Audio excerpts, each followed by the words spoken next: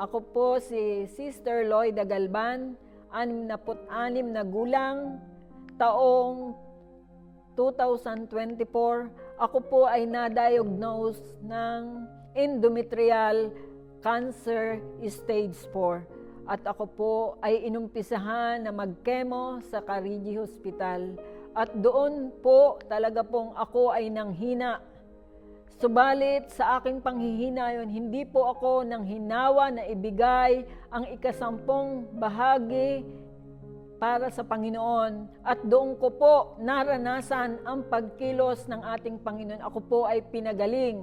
At tunay nga po na nanlagas ang aking mga buhok. At ngayon po, eto po ako ngayon.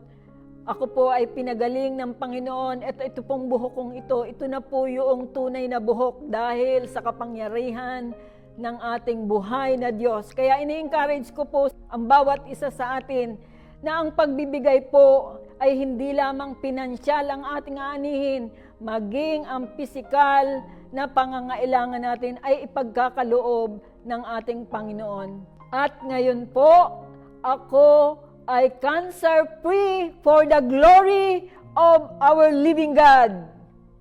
God bless us all.